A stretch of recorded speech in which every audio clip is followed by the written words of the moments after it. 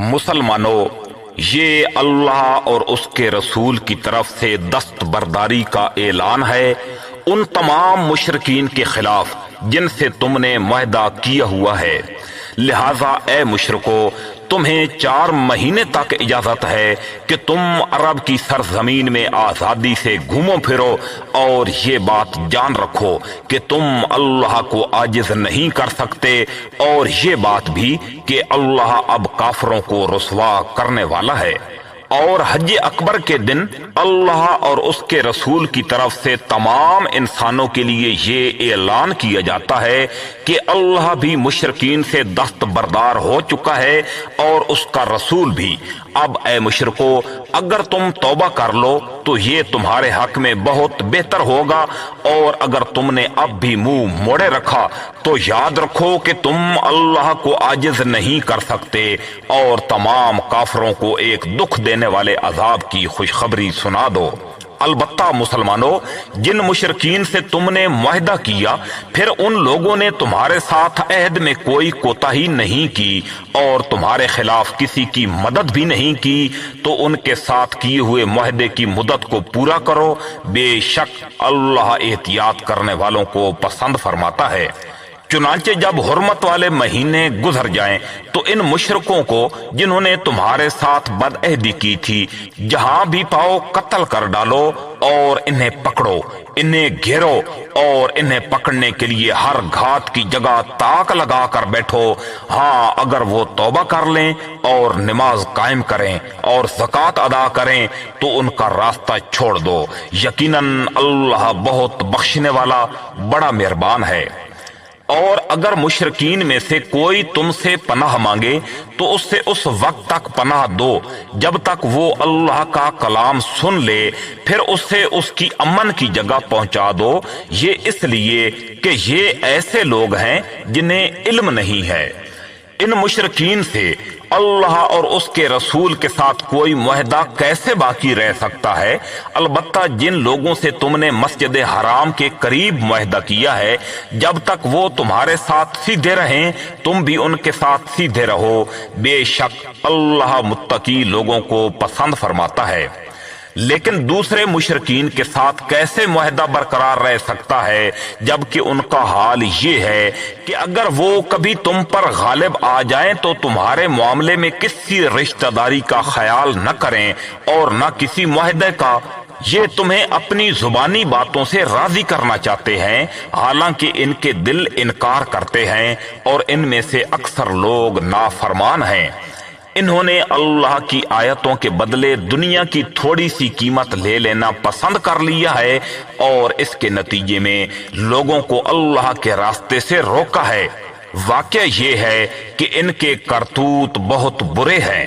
یہ کسی بھی مومن کے معاملے میں کسی رشتہ داری یا معاہدے کا پاس نہیں کرتے، اور یہی ہیں جو حدیں توڑنے والے ہیں۔ لہذا اگر یہ توبہ کر لیں اور نماز قائم کریں اور زکوٰۃ ادا کریں تو یہ تمہارے دینی بھائی بن جائیں گے، اور ہم احکام کی یہ تفصیل ان لوگوں کے لیے بیان کر رہے ہیں جو جاننا چاہیں۔ اور اگر ان لوگوں نے اپنا عہد دے دینے کے بعد اپنی قسمیں توڑ ڈالی ہوں اور تمہارے دین کو تانے دیے ہوں تو ایسے کفر کے سربراہوں سے اس نیت کے ساتھ جنگ کرو کہ وہ باز آ جائیں، کیونکہ یہ ایسے لوگ ہیں کہ ان کی قسموں کی کوئی حقیقت نہیں۔ کیا تم ان لوگوں سے جنگ نہیں کرو گے جنہوں نے اپنی قسموں کو توڑا اور رسول صلی اللہ علیہ وآلہ وسلم کو وطن سے نکالنے کا ارادہ کیا، اور وہی ہیں جنہوں نے تمہارے خلاف چھیڑ چھاڑ کرنے میں پہل کی؟ کیا تم ان سے ڈرتے ہو؟ اگر ایسا ہے تو اللہ اس بات کا زیادہ حق رکھتا ہے کہ تم اس سے ڈرو اگر تم مومن ہو۔ ان سے جنگ کرو تاکہ اللہ تمہارے ہاتھوں سے ان کو سزا دلوائے، انہیں رسوا کرے، ان کے خلاف تمہاری مدد کرے اور مومنوں کے دل ٹھنڈے کرے، اور ان کے دل کی کڑھن دور کر دے، اور جس کی چاہے توبہ قبول کر لے۔ اور اللہ علم کا بھی مالک ہے، حکمت کا بھی مالک۔ بھلا کیا تم نے یہ سمجھ رکھا ہے کہ تمہیں یوں ہی چھوڑ دیا جائے گا، حالانکہ اب بھی اللہ نے یہ تو دیکھا ہی نہیں کہ تم میں سے کون لوگ جہاد کرتے ہیں، اور اللہ اس کے رسول اور مومنوں کے سوا کسی اور کو خصوصی رازدار نہیں بناتے، اور تم جو کچھ کرتے ہو اللہ اس سے پوری طرح باخبر ہے۔ مشرکین اس بات کے اہل نہیں ہیں کہ وہ اللہ کی مسجدوں کو آباد کریں، حالانکہ وہ خود اپنے کفر کے گواہ بنے ہوئے ہیں۔ ان لوگوں کے تو اعمال ہی غارت ہو چکے ہیں، یعنی برباد ہو چکے ہیں، اور دوزخ ہی میں ان کو ہمیشہ رہنا ہے۔ اللہ کی مسجدوں کو تو وہی لوگ آباد کرتے ہیں جو اللہ اور یوم آخرت پر ایمان لائے ہوں اور نماز قائم کریں اور زکوٰۃ ادا کریں اور اللہ کے سوا کسی سے نہ ڈریں۔ ایسے ہی لوگوں سے یہ توقع ہو سکتی ہے کہ وہ صحیح راستہ اختیار کرنے والوں میں شامل ہوں گے۔ کیا تم لوگوں نے حاجیوں کو پانی پلانے اور مسجد حرام کے آباد رکھنے کو اس شخص کے اعمال کے برابر سمجھ رکھا ہے جو اللہ اور یوم آخرت پر ایمان لایا ہے اور جس نے اللہ کے راستے میں جہاد کیا ہے؟ اللہ کے نزدیک یہ سب برابر نہیں ہو سکتے، اور اللہ ظالم لوگوں کو منزل مقصود تک نہیں پہنچاتا۔ جو لوگ ایمان لے آئے ہیں اور انہوں نے اللہ کے راستے میں ہجرت کی ہے اور اپنے مال اور اپنی جانوں سے جہاد کیا ہے، وہ اللہ کے نزدیک درجے میں کہیں زیادہ ہیں، اور وہی لوگ ہیں جو کامیاب ہونے والے ہیں۔ ان کا پروردگار انہیں اپنی طرف سے رحمت اور خوشنودی کی اور ایسے باغات کی خوشخبری دیتا ہے جن میں ان کے لیے دائمی نعمتیں ہیں، وہ ان میں ہمیشہ رہیں گے۔ یقیناً اللہ ہی ہے جس کے پاس عظمت والا اجر موجود ہے۔ اے ایمان والو، اگر تمہارے باپ بھائی کفر کو ایمان کے مقابلے میں ترجیح دیں تو ان کو اپنا سرپرست نہ بناؤ، اور جو لوگ ان کو سرپرست بنائیں گے وہ ظالم ہوں گے۔ اے پیغمبر صلی اللہ علیہ وآلہ وسلم، مسلمانوں سے کہہ دو کہ اگر تمہارے باپ، تمہارے بیٹے، تمہارے بھائی، تمہاری بیویاں اور تمہارا خاندان اور وہ مال و دولت جو تم نے کمایا ہے اور وہ کاروبار جس کے مندہ ہونے کا تمہیں اندیشہ ہے اور وہ رہائشی مکان جو تمہیں پسند ہیں تمہیں اللہ اور اس کے رسول سے اور اس کے راستے میں جہاد کرنے سے زیادہ محبوب ہیں تو انتظار کرو یہاں تک کہ اللہ اپنا فیصلہ صادر فرما دے، اور اللہ نافرمان لوگوں کو منزل تک نہیں پہنچاتا۔ حقیقت یہ ہے کہ اللہ تعالیٰ نے تمہاری بہت سے مقامات پر مدد کی ہے، اور خاص طور پر حنین کے دن جب تمہاری تعداد کی کثرت نے تمہیں مگن کر دیا تھا، مگر وہ کثرت تمہارے کچھ کام نہ آئی، اور زمین اپنی ساری وسعتوں کے باوجود تم پر تنگ ہو گئی۔ پھر تم نے پیٹھ دکھا کر میدان سے رخ موڑ لیا۔ پھر اللہ نے اپنے رسول پر اور مومنوں پر اپنی طرف سے تسکین نازل کی، اور ایسے لشکر اتارے جو تمہیں نظر نہیں آئے، اور جن لوگوں نے کفر اپنا رکھا تھا اللہ نے ان کو سزا دی، اور ایسے کافروں کا یہی بدلہ ہے۔ پھر اللہ جس کو چاہے اس کے بعد توبہ نصیب کر دے، اور اللہ بہت بخشنے والا بڑا مہربان ہے۔ اے ایمان والو، مشرک لوگ تو سراپا ناپاکی ہیں، لہذا وہ اس سال کے بعد مسجد حرام کے قریب بھی نہ آنے پائیں۔ اور مسلمانوں، اگر تم کو مفلسی کا اندیشہ ہو تو اگر اللہ چاہے گا تو تمہیں اپنے فضل سے مشرکین سے بے نیاز کر دے گا۔ بے شک اللہ کا علم بھی کامل ہے، حکمت بھی کامل۔ وہ اہل کتاب جو نہ اللہ پر ایمان رکھتے ہیں نہ یوم آخرت پر، اور جو اللہ اور اس کے رسول کی حرام کی ہوئی چیزوں کو حرام نہیں سمجھتے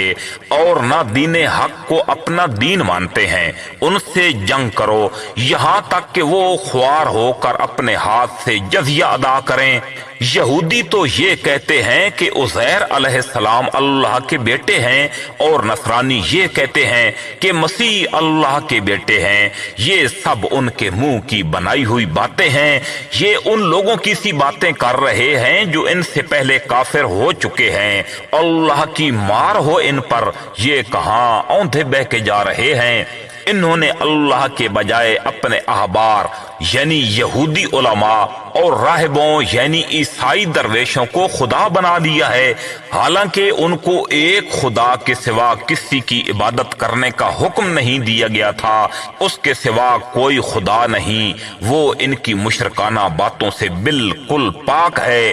یہ لوگ چاہتے ہیں کہ اللہ کے نور کو اپنے منہ کی پھونکوں سے بجھا دیں، حالانکہ اللہ کو اپنے نور کی تکمیل کے سوا ہر بات نامنظور ہے، چاہے کافروں کو یہ بات کتنی بری لگے۔ وہ اللہ ہی تو ہے جس نے اپنے رسول کو ہدایت اور سچا دین دے کر بھیجا ہے تاکہ اسے ہر دوسرے دین پر غالب کر دے، چاہے مشرک لوگوں کو یہ بات کتنی ناپسند ہو۔ اے ایمان والو، یہودی احبار اور عیسائی راہبوں میں سے بہت سے ایسے ہیں کہ لوگوں کا مال ناحق طریقے سے کھاتے ہیں اور دوسروں کو اللہ کے راستے سے روکتے ہیں، اور جو لوگ سونے چاندی کو جمع کر کر کے رکھتے ہیں اور اس کو اللہ کے راستے میں خرچ نہیں کرتے، ان کو ایک دردناک عذاب کی خوشخبری سنا دو، جس دن اس دولت کو جہنم کی آگ میں تپایا جائے گا۔ پھر اس سے ان لوگوں کی پیشانیوں اور ان کی کروٹیں اور ان کی پیٹھیں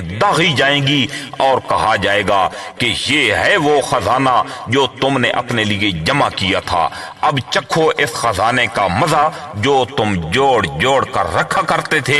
حقیقت یہ ہے کہ اللہ کے نزدیک مہینوں کی تعداد 12 مہینے ہے، جو اللہ کی کتاب یعنی لوح محفوظ کے مطابق اس دن سے نافذ چلی آتی ہے جس دن اللہ نے آسمانوں اور زمین کو پیدا کیا تھا۔ ان 12 مہینوں میں سے 4 حرمت والے مہینے ہیں، یہی دین کا سیدھا سادہ تقاضا ہے، لہٰذا ان مہینوں کے معاملے میں اپنی جانوں پر ظلم نہ کرو، اور تم سب مل کر مشرکوں سے اسی طرح لڑو جیسے وہ سب تم سے لڑتے ہیں، اور یقین رکھو کہ اللہ متقی لوگوں کے ساتھ ہے۔ اور یہ نسی یعنی مہینوں کو آگے پیچھے کر دینا تو کفر میں ایک مزید اضافہ ہے جس کے ذریعے کافروں کو گمراہ کیا جاتا ہے۔ یہ لوگ اس عمل کو 1 سال حلال کر دیتے ہیں اور 1 سال حرام کر دیتے ہیں، تاکہ اللہ نے جو مہینے حرام کیے ہیں ان کی بس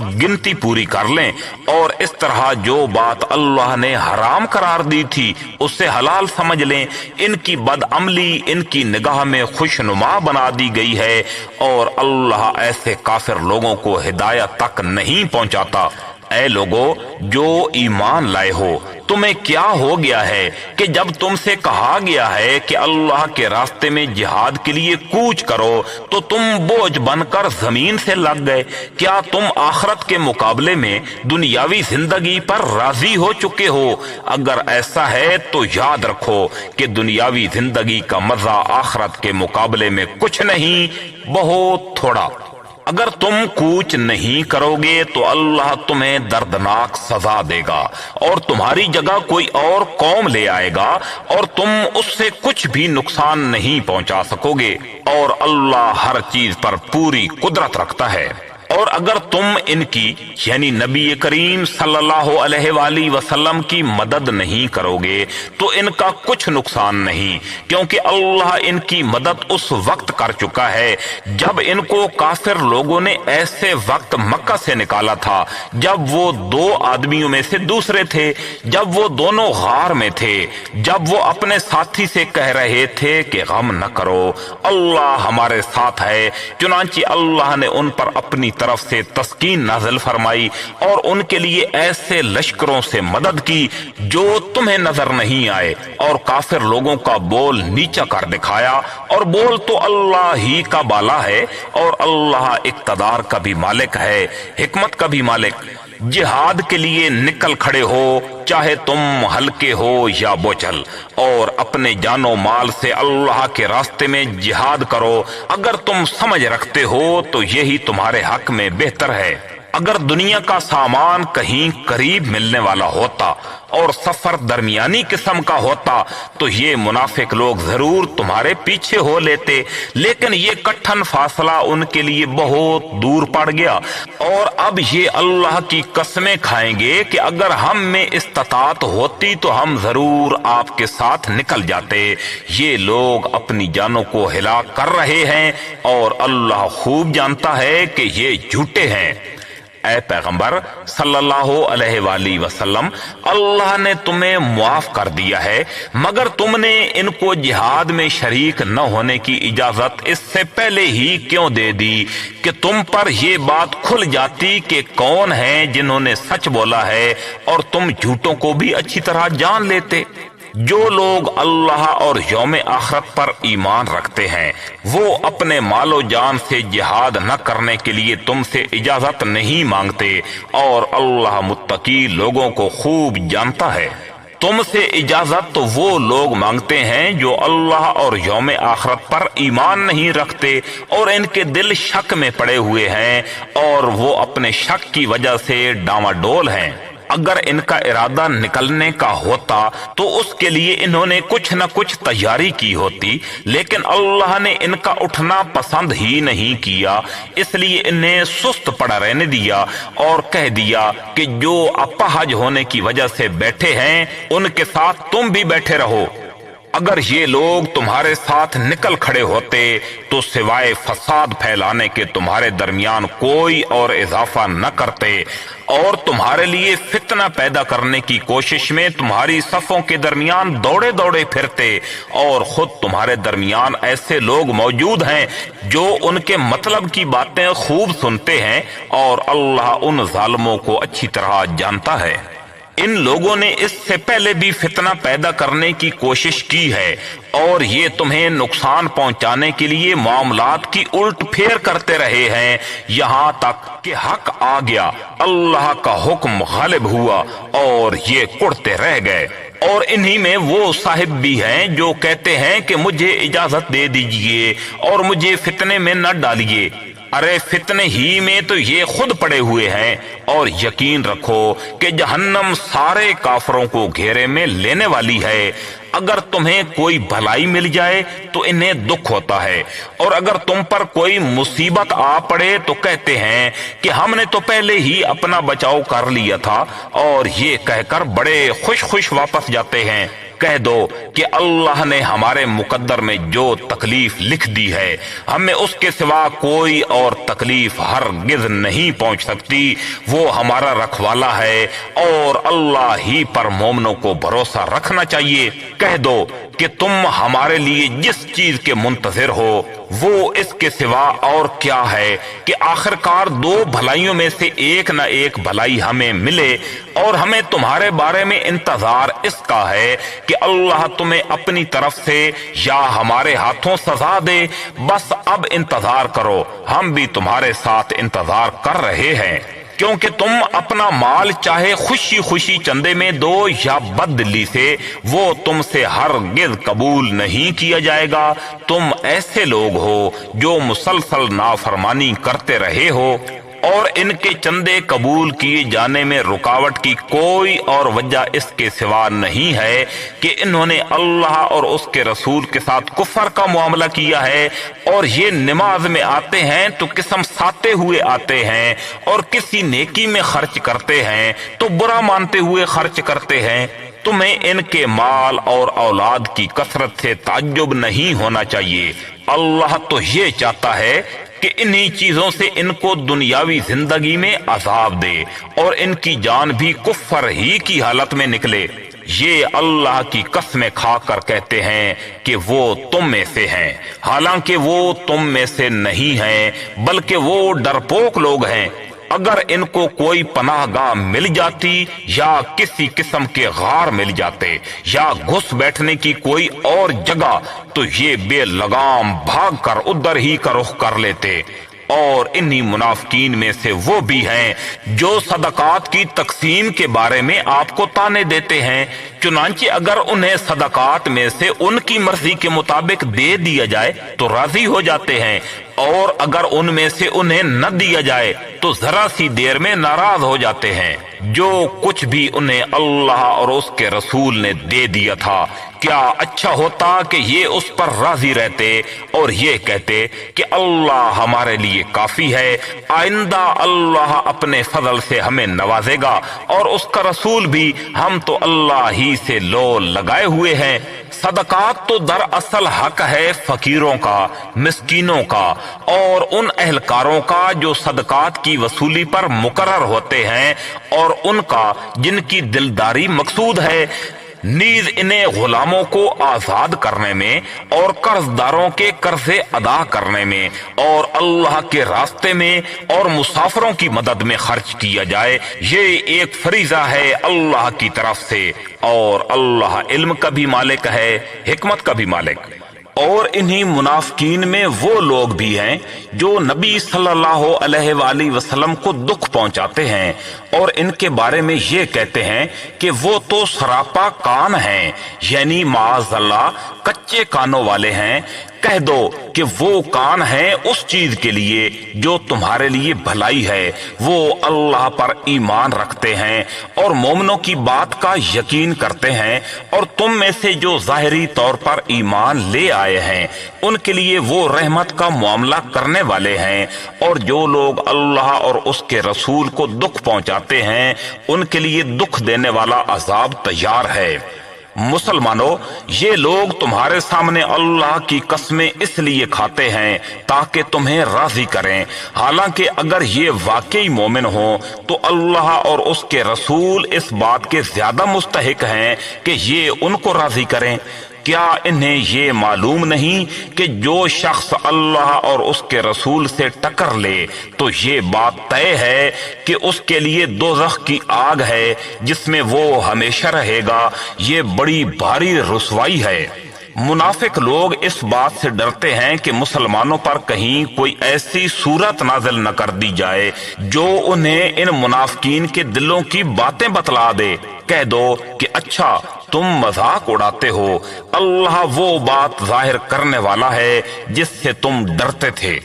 اور اگر تم ان سے پوچھو تو یہ یقیناً یوں کہیں گے کہ ہم تو ہنسی مذاق اور دل لگی کر رہے تھے۔ کہو کہ کیا تم اللہ اور اس کی آیتوں اور اس کے رسول کے ساتھ دل لگی کر رہے تھے؟ بہانے نہ بناؤ، تم ایمان کا اظہار کرنے کے بعد کفر کے مرتکب ہو چکے ہو۔ اگر ہم تم میں سے ایک گروہ کو معافی دے بھی دیں تو دوسرے گروہ کو ضرور سزا دیں گے، کیونکہ وہ مجرم لوگ ہیں۔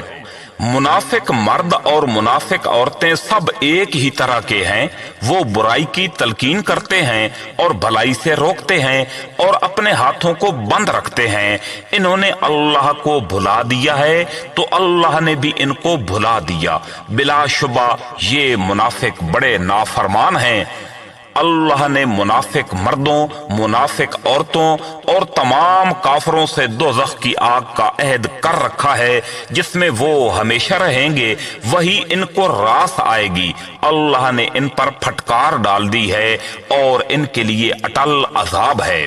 منافقو، تم انہی لوگوں کی طرح ہو جو تم سے پہلے ہو گزرے ہیں، وہ طاقت میں تم سے مضبوط تر اور مال اور اولاد میں تم سے کہیں زیادہ تھے، چنانچہ انہوں نے اپنے حصے کے مزے اڑا لیے، پھر تم نے اسی طرح اپنے حصے کے مزے اڑائے جیسے تم سے پہلے لوگوں نے اپنے حصے کے مزے اڑائے تھے، اور تم بھی ویسی ہی بےہودہ باتوں میں پڑے جیسے وہ پڑے تھے۔ یہ وہ لوگ تھے جن کے اعمال دنیا اور آخرت میں غارت ہو گئے، اور یہی وہ لوگ تھے جنہوں نے خسارے کا سودا کیا۔ کیا ان منافقوں کو ان لوگوں کی خبر نہیں پہنچی جو ان سے پہلے گزرے ہیں؟ نوح کی قوم اور عاد و سمود، ابراہیم علیہ السلام کی قوم، مدین کے باشندے اور وہ بستیاں جنہیں الٹ ڈالا گیا،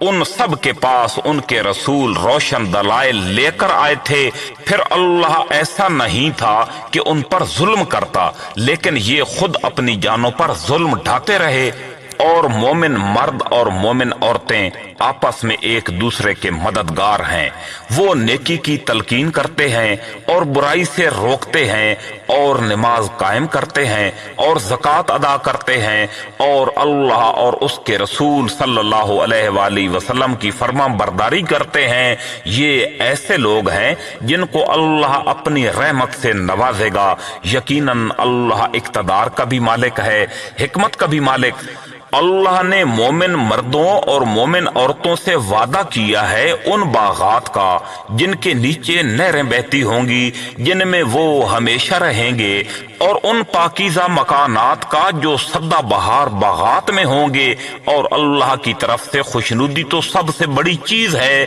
جو جنت والوں کو نصیب ہوگی۔ یہی تو زبردست کامیابی ہے۔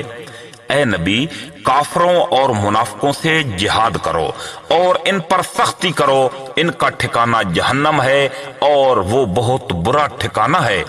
یہ لوگ اللہ کی قسمیں کھا جاتے ہیں کہ انہوں نے فلاں بات نہیں کہی، حالانکہ انہوں نے کفر کی بات کہی ہے اور اپنے اسلام لانے کے بعد انہوں نے کفر اختیار کیا ہے۔ انہوں نے وہ کام کرنے کا ارادہ کر لیا تھا جس میں یہ کامیابی حاصل نہ کر سکے، اور انہوں نے صرف اس بات کا بدلہ لیا کہ اللہ اور اس کے رسول نے انہیں اپنے فضل سے مالدار بنا دیا ہے۔ اب اگر یہ توبہ کر لیں تو ان کے حق میں بہتر ہوگا، اور اگر یہ منہ موڑیں گے تو اللہ ان کو دنیا اور آخرت میں دردناک عذاب دے گا، اور روئے زمین پر نہ ان کا کوئی دوست ہوگا اور نہ ہی مددگار ہوگا۔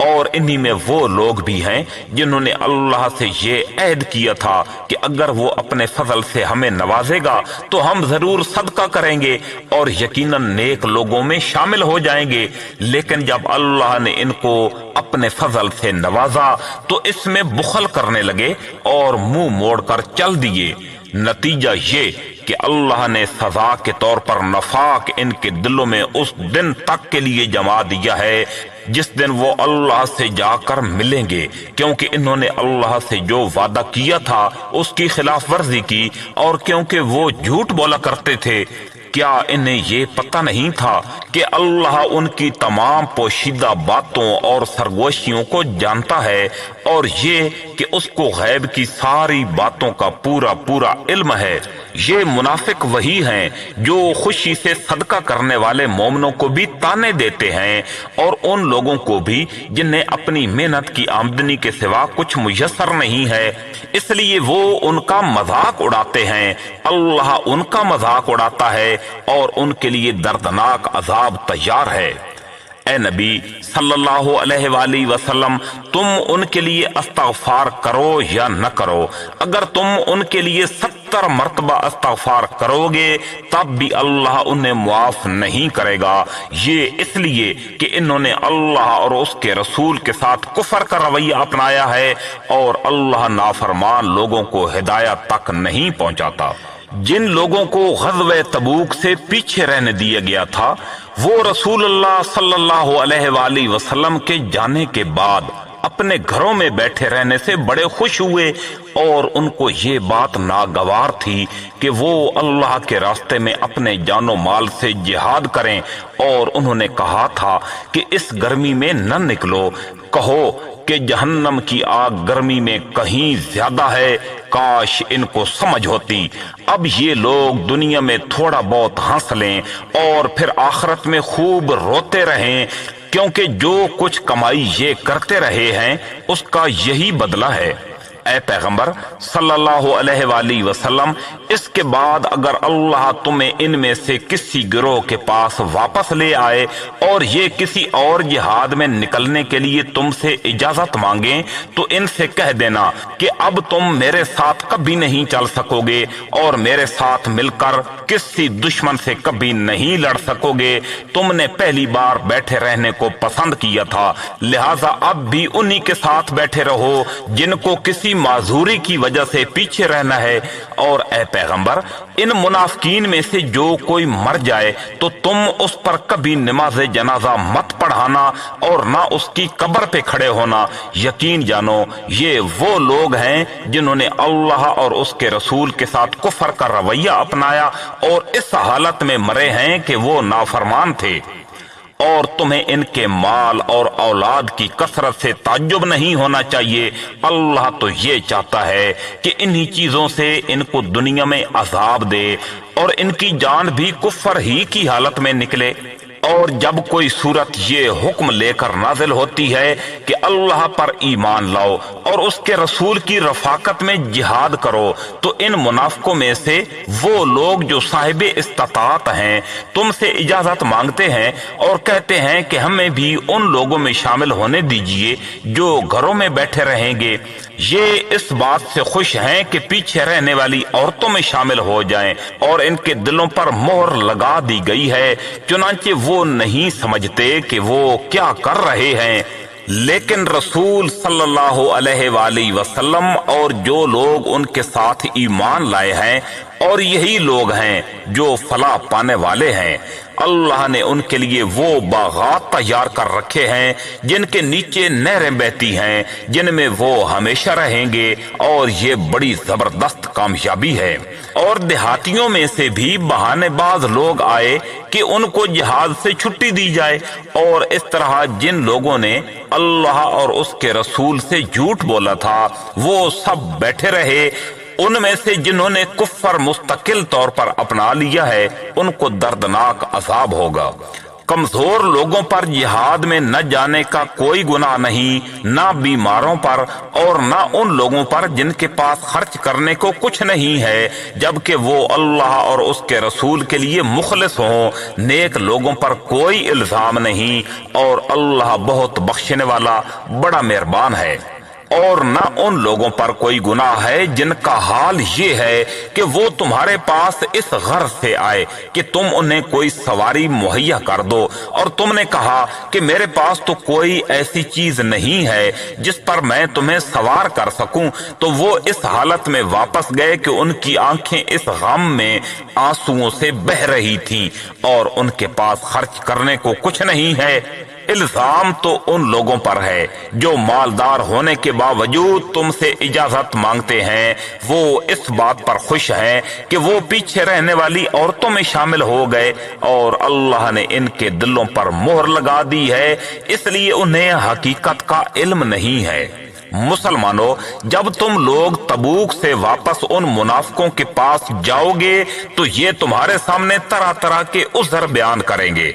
اے محمد صلی اللہ علیہ وآلہ وسلم ان سے کہہ دینا کہ تم عذر پیش نہ کرو، ہم ہرگز تمہاری بات کا یقین نہیں کریں گے، اللہ نے ہمیں تمہارے حالات سے اچھی طرح باخبر کر دیا ہے، اور آئندہ اللہ بھی تمہارا طرز عمل دیکھے گا اور اس کا رسول بھی، پھر تمہیں لوٹا کر اس ذات کے سامنے پیش کیا جائے گا جس کو چھپی اور کھلی تمام باتوں کا علم ہے، پھر وہ تمہیں بتائے گا کہ تم کیا کچھ کیا کرتے تھے۔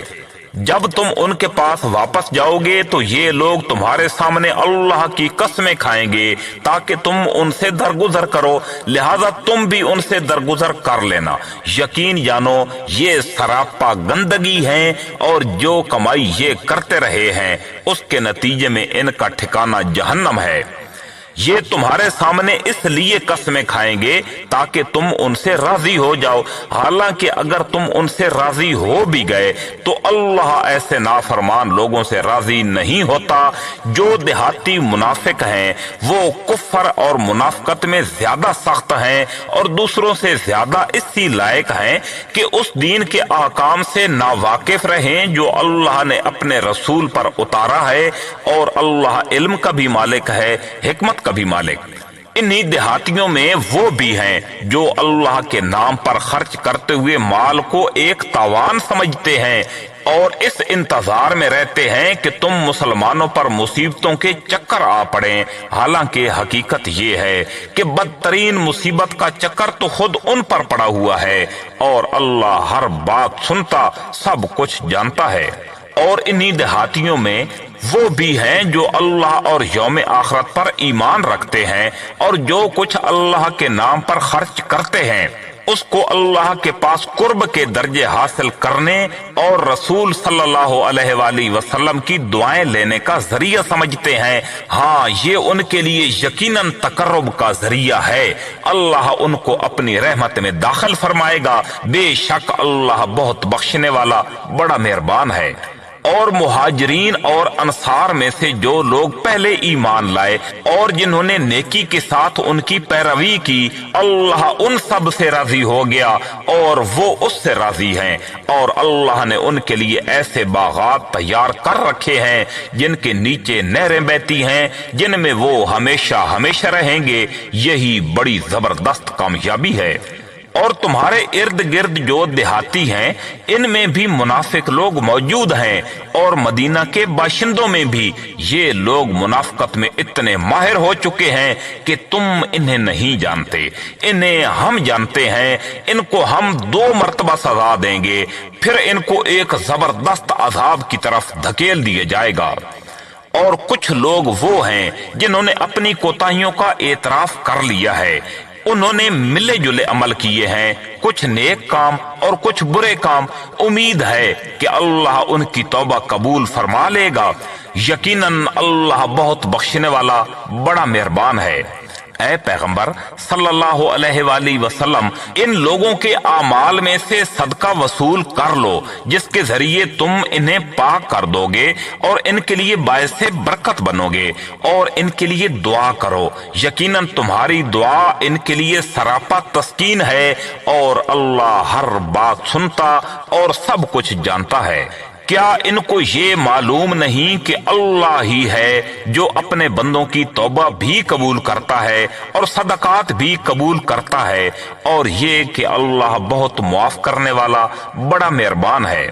اور ان سے کہو کہ تم عمل کرتے رہو، اب اللہ بھی تمہارا طرز عمل دیکھے گا اور اس کا رسول بھی اور مومن لوگ بھی، پھر تمہیں لوٹا کر اس ذات کے سامنے پیش کیا جائے گا جس کو چھپی اور کھلی تمام باتوں کا پورا علم ہے، پھر وہ تمہیں بتائے گا کہ تم کیا کچھ کرتے رہے ہو۔ اور کچھ اور لوگ ہیں جن کا فیصلہ اللہ کے حکم آنے تک ملتوی کر دیا گیا ہے،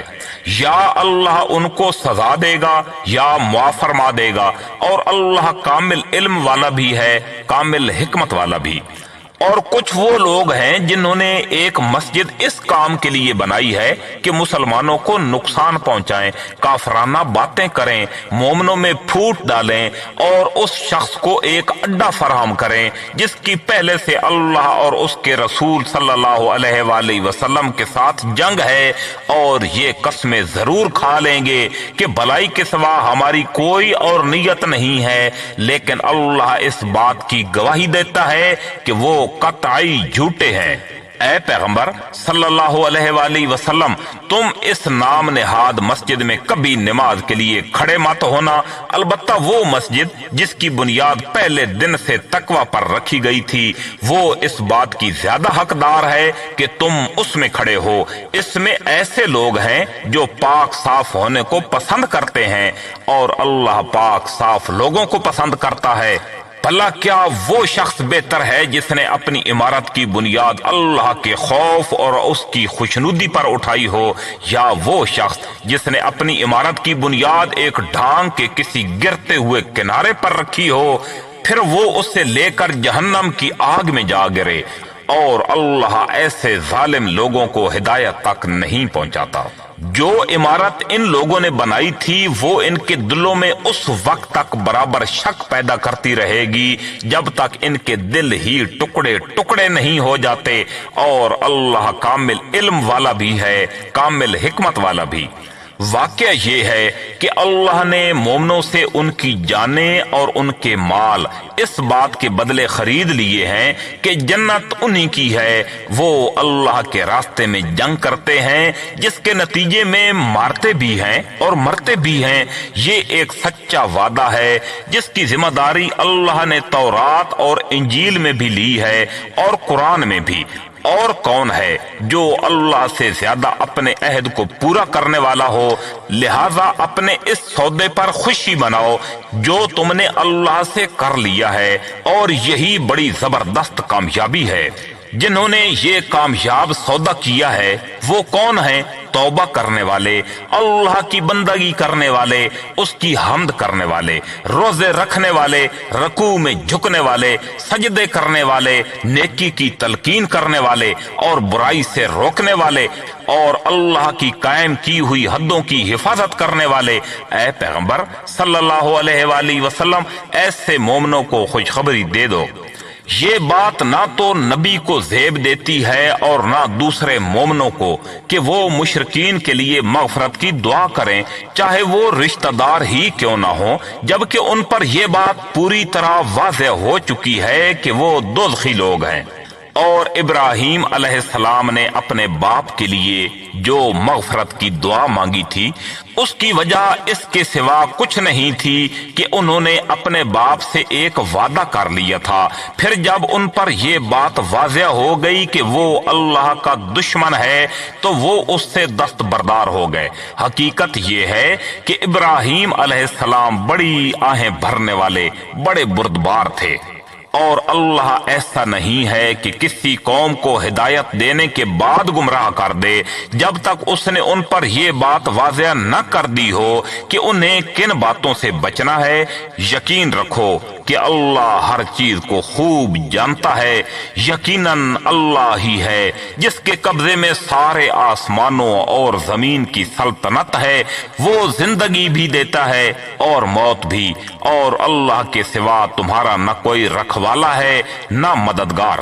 حقیقت یہ ہے کہ اللہ نے رحمت کی نظر فرمائی ہے نبی صلی اللہ علیہ وآلہ وسلم پر، ان مہاجرین اور انصار پر جنہوں نے ایسی مشکل کی گھڑی میں نبی کا ساتھ دیا جبکہ قریب تھا کہ ان میں سے ایک گروہ کے دل ڈگمگا جائیں۔ پھر اللہ نے ان کے حال پر توجہ فرمائی، یقیناً وہ ان کے لیے بڑا شفیق، بڑا مہربان ہے۔ اور ان تینوں پر بھی اللہ نے رحمت کی نظر فرمائی ہے جن کا فیصلہ ملتوی کر دیا گیا تھا، یہاں تک کہ جب ان پر یہ زمین اپنی ساری وسعتوں کے باوجود تنگ ہو گئی، ان کی زندگیاں ان پر دوبھر ہو گئیں، اور انہوں نے سمجھ لیا کہ اللہ کی پکڑ سے خود اسی کی پناہ میں آئے بغیر کہیں اور پناہ نہیں مل سکتی، تو پھر اللہ نے ان پر رحم فرمایا تاکہ وہ آئندہ اللہ ہی سے رجوع کیا کریں۔ یقین جانو اللہ بہت معاف کرنے والا بڑا مہربان ہے۔ اے ایمان والو، اللہ سے ڈرو اور سچے لوگوں کے ساتھ رہا کرو۔ مدینہ کے باشندوں اور اس کے ارد گرد کے دیہات میں رہنے والوں کے لیے یہ جائز نہیں تھا کہ وہ اللہ کے رسول صلی اللہ علیہ وآلہ وسلم کا ساتھ دینے سے پیچھے رہیں، اور نہ یہ جائز تھا کہ وہ بس اپنی جان پیاری سمجھ کر ان کی یعنی رسول اللہ صلی اللہ علیہ وآلہ وسلم کی جان سے بے فکر ہو بیٹھیں۔ یہ اس لیے کہ ان مجاہدین کو جب کبھی اللہ کے راستے میں پیاس لگتی ہے یا تھکن ہوتی ہے یا بھوک ستاتی ہے یا وہ کوئی ایسا قدم اٹھاتے ہیں جو کافروں کو گھٹن میں ڈالے یا دشمن کے مقابلے میں کوئی کامیابی حاصل کرتے ہیں، تو ان کے اعمال نامے میں ہر ایسے کام کے وقت ایک نیک عمل ضرور لکھا جاتا ہے۔ یقین جانو کہ اللہ نیک لوگوں کے کسی عمل کو بیکار نہیں جانے دیتا۔ نیز وہ جو کچھ اللہ کے راستے میں خرچ کرتے ہیں، چاہے وہ خرچ چھوٹا ہو یا بڑا، اور جس کسی وادی کو وہ پار کرتے ہیں، اس سب کو ان کے اعمال نامے میں نیکی کے طور پر لکھا جاتا ہے تاکہ اللہ انہیں ہر ایسے عمل پر وہ جزا دے جو ان کے لیے بہترین اعمال کے لیے مقرر ہے۔ اور مسلمانوں کے لیے یہ بھی مناسب نہیں کہ وہ ہمیشہ سب کے سب جہاد کے لیے نکل کھڑے ہوں، لہذا ایسا کیوں نہ ہو کہ ان کی ایک بڑی جماعت میں سے ایک گروہ جہاد کے لیے نکلا کرے تاکہ جو لوگ جہاد میں نہ گئے ہوں وہ دین کی سمجھ بوجھ حاصل کرنے کے لیے محنت کریں، اور جب ان کی قوم کے لوگ جو جہاد میں گئے ہیں ان کے پاس واپس آئیں تو یہ ان کو متنبہ کریں تاکہ وہ گناہوں سے بچ کر رہیں۔ اے ایمان والو، ان کافروں سے لڑو جو تم سے قریب ہیں، اور ہونا یہ چاہیے کہ وہ تمہارے اندر سختی محسوس کریں، اور یقین رکھو کہ اللہ متقیوں کے ساتھ ہے۔ اور جب کبھی کوئی صورت نازل کی جاتی ہے تو انہی منافقین میں سے وہ لوگ بھی ہیں جو کہتے ہیں کہ اس صورت نے تم میں سے کس کے ایمان میں اضافہ کیا ہے۔ اب جہاں تک ان لوگوں کا تعلق ہے جو واقعی ایمان لائے ہیں، ان کے ایمان میں تو اس صورت نے واقعی اضافہ کیا ہے اور وہ اس پر خوش ہوتے ہیں۔ رہے وہ لوگ جن کے دلوں میں روگ ہے تو اس صورت نے ان کی گندگی میں کچھ اور گندگی کا اضافہ کر دیا ہے، اور ان کو موت بھی کفر ہی کی حالت میں آنی ہے۔ کیا یہ لوگ دیکھتے نہیں کہ وہ ہر سال 1-2 مرتبہ کسی آزمائش میں مبتلا ہوتے ہیں، پھر بھی وہ نہ تو توبہ کرتے ہیں اور نہ کوئی سبق حاصل کرتے ہیں؟ اور جب کبھی کوئی صورت نازل ہوتی ہے تو یہ ایک دوسرے کی طرف دیکھتے ہیں اور اشاروں میں ایک دوسرے سے کہتے ہیں کہ کیا کوئی تمہیں دیکھ تو نہیں رہا، پھر وہاں سے اٹھ کر چلے جاتے ہیں۔ اللہ نے ان کا دل پھیر دیا ہے کیونکہ یہ ایسے لوگ ہیں جو سمجھ سے کام نہیں لیتے۔ لوگو، تمہارے پاس ایک ایسا رسول آیا ہے جو تم ہی میں سے ہے، جس کو تمہاری ہر تکلیف بہت گراں معلوم ہوتی ہے، جس سے تمہاری بھلائی کی دھن لگی ہوئی ہے، جو مومنوں کے لیے انتہائی شفیق نہایت مہربان ہے۔ پھر بھی اگر یہ لوگ منہ موڑیں تو اے رسول صلی اللہ علیہ وآلہ وسلم ان سے کہہ دو کہ میرے لیے اللہ کافی ہے، اس کے سوا کوئی معبود نہیں، اسی پر میں نے بھروسہ کیا ہے اور وہی عرش عظیم کا مالک ہے۔